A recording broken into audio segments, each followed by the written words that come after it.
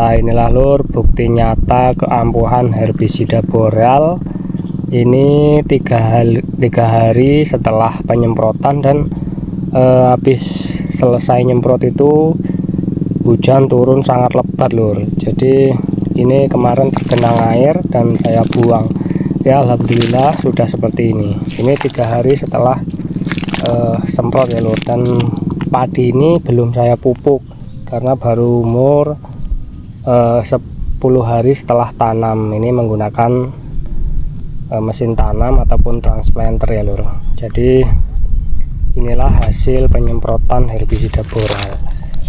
Untuk dosisnya ini 1 tank saya kasih 50 ml boreal yang sudah saya campur atau sudah saya jadikan 1 liter.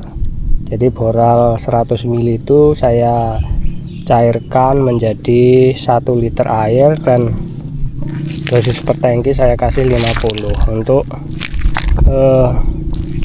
herbisida campurannya itu saya menggunakan sidamin, itu saya kasih 30 ml per tangkinya lur. Dan inilah lur hasilnya.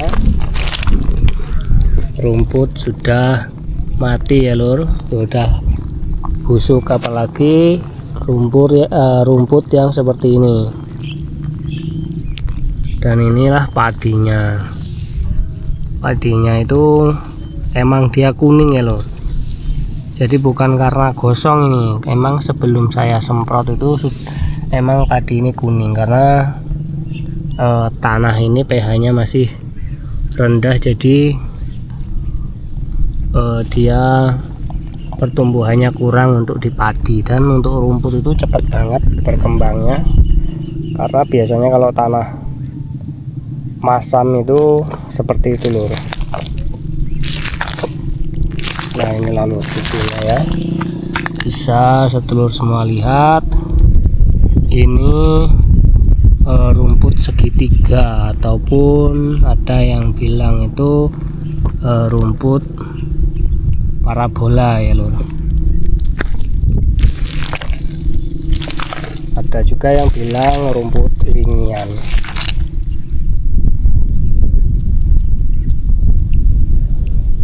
Jadi ini kuningnya bukan karena saya semprot menggunakan boreal ya lur. Emang sebelum saya semprot itu padi ini sudah kuning karena emang pertumbuhannya kurang bagus.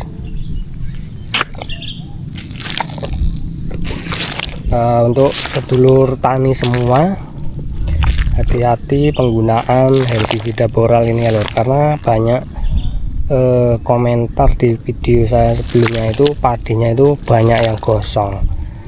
Mungkin itu ada salah pengertian ya lur.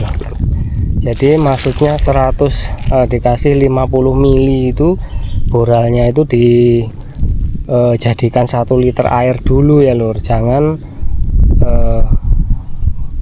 50 ml itu boreal murni.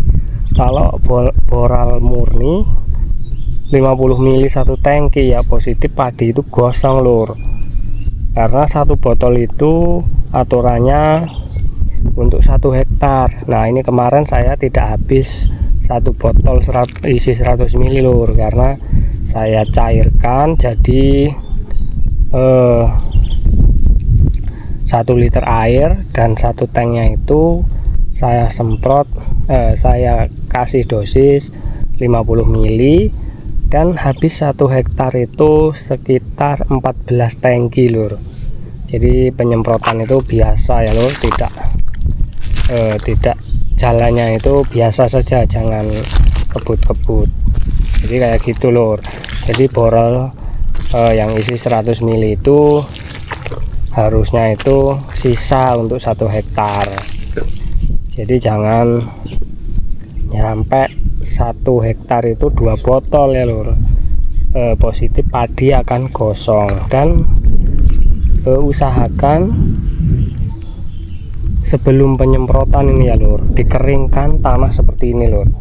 Jadi harus kering seperti ini. Setelah itu baru kita semprot. Tunggu sampai air itu habis ya lur, baru kita semprot. Dan padi jangan dipupuk dulu.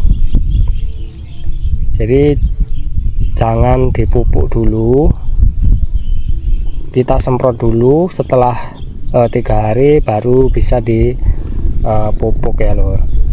Dan setelah 3 sampai 4 hari usahakan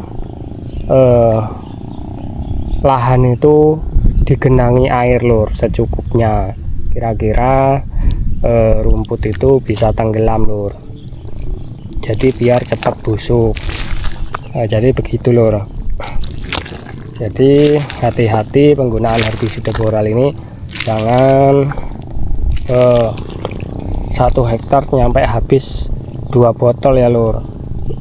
Usahakan itu 1 botol saja, syukur-syukur tidak habis. Kalau dicairkan menjadi 1 liter itu biasanya tidak habis 1 botol lur. 1 liter maksud saya.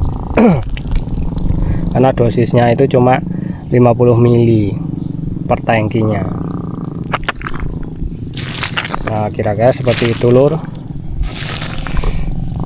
Dan setelah seperti ini ya lur, ini rencananya nanti sore ini langsung saya kasih air, saya rendam air, jadi biar bisa rumput itu busuk.